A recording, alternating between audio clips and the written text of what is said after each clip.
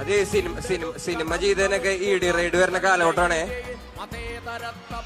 Cinema ചെയ്തതിനൊക്കെ ED ride വരുന്ന കാലഘട്ടമാണ്.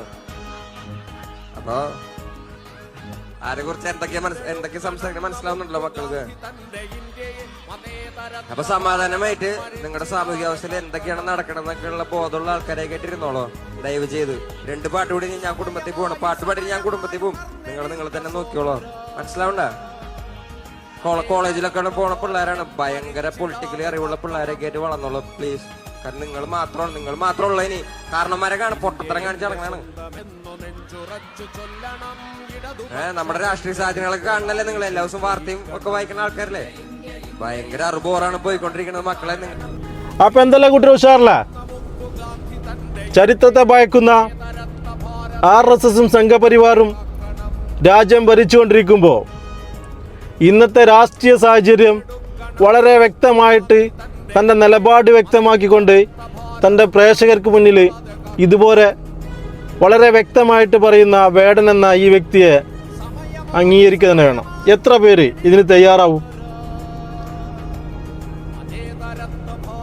ഇതുപോലുള്ള വേദികൾ കിട്ടിയിട്ട് എത്ര പേര് ഇന്നത്തെ ഇന്ത്യയുടെ രാഷ്ട്രീയ സാഹചര്യത്തെ കുറിച്ചിട്ട് അവരെ പ്രേക്ഷകർക്ക് മുന്നിൽ പറയാൻ തയ്യാറാവുന്നുണ്ട്. അവിടെയാണ് ഇദ്ദേഹം വ്യത്യസ്തനാവുന്നത്. പറയാതിരിക്കാൻ വയ്യ. ഇദ്ദേഹം പറഞ്ഞിട്ടുള്ള കാര്യങ്ങൾ വളരെ വ്യക്തമാണ്. കാരണം ഇന്നത്തെ രാഷ്ട്രീയ സാഹചര്യത്തിൽ എമ്പുരാൻ എന്ന സിനിമ 17 27 വെട്ടുകൾ വെട്ടി ആവിഷ്കാര സ്വാതന്ത്ര്യത്തിൻ്റെ കടങ്കൽ കത്തിവെച്ച RSSനെയും BJPയെയും വളരെ വ്യക്തമായിട്ട് പറയുമ്പോൾ ഇതുപോലുള്ള സംഗതികൾ അല്ലെങ്കിൽ ചരിത്രമെന്ന ബോധം നമ്മുടെ വളർന്നു വരുന്ന മക്കളിലേക്ക് നമ്മൾ പകർന്നു കൊടുക്കേണ്ടതുണ്ട്. ഇദ്ദേഹം പറഞ്ഞ മാതിരി രാഷ്ട്രീയ ബോധവും ചരിത്രബോധവും വളർന്നു വരുന്ന മക്കൾക്ക് നമ്മൾ എത്തിച്ചു കൊടുത്തിട്ടില്ലെങ്കിൽ നാളെ ഈ RSSനും BJPക്കും അടിയറ വെക്കേണ്ടി വരും. വളരെ വ്യക്തമാണ് അദ്ദേഹം പറഞ്ഞിട്ടുള്ളത്. എമ്പുരാൻ എന്ന സിനിമ 17 ഇനി 27 ഇനി സിനിമ തന്നെ റദ്ദാക്കിയാലും സിനിമ തന്നെ ഈ ലോകത്തോട് ഇല്ലാതാക്കിയാലും ചരിത്രമെന്ന സംഗതി ഇല്ലാതാകുന്നില്ല.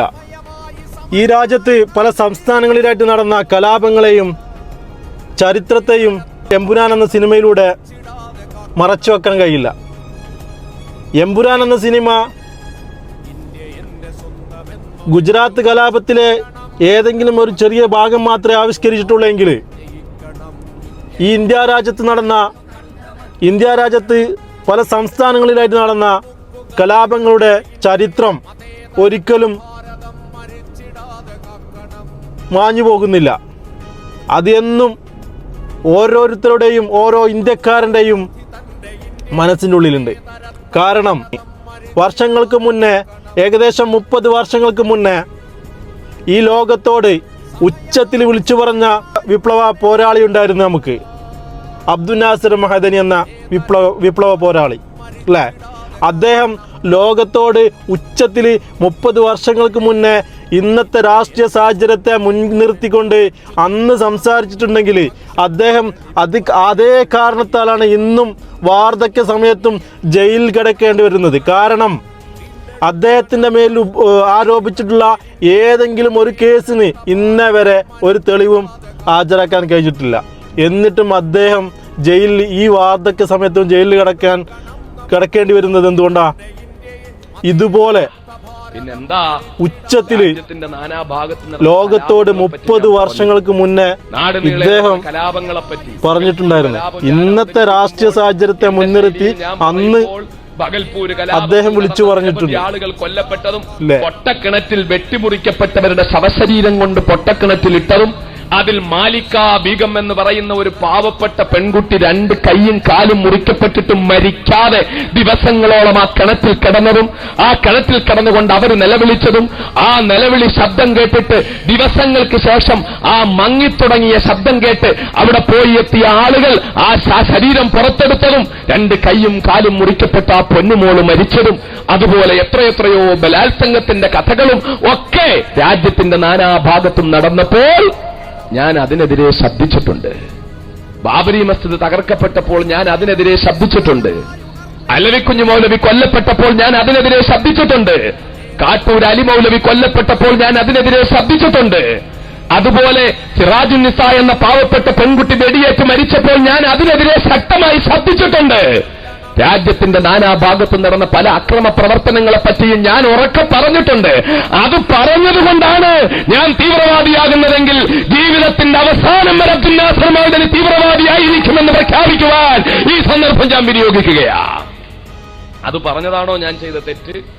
അപ്പോ അതാണ് പറഞ്ഞത്, ഇതുപോലെ ഒരുപാട് വേടന്മാരെ വാർത്തെടുക്കേണ്ടതുണ്ട്. ഇതുപോലെ ഒരുപാട് വേടന്മാര് മുന്നോട്ട് വരേണ്ടതുണ്ട്. കാരണം ഇതുപോലുള്ള വേദികൾ കിട്ടിയിട്ട് മിണ്ടാതെ അദ്ദേഹം പറഞ്ഞ മാതിരി ആ ഒരു 4 പാട്ട് അല്ല 5 പാട്ടും പാടി ഡാൻസും കളിച്ച് ആ ക്യാഷും പോക്കറ്റിലിട്ട് വീട്ടിൽ പോയിരിക്കുക. ആ സമയത്താണ് ഇദ്ദേഹം ഇതുപോലെ പ്രേക്ഷകർക്ക് മുന്നിൽ വളരെ വ്യക്തമായിട്ട് പറയുന്നത്.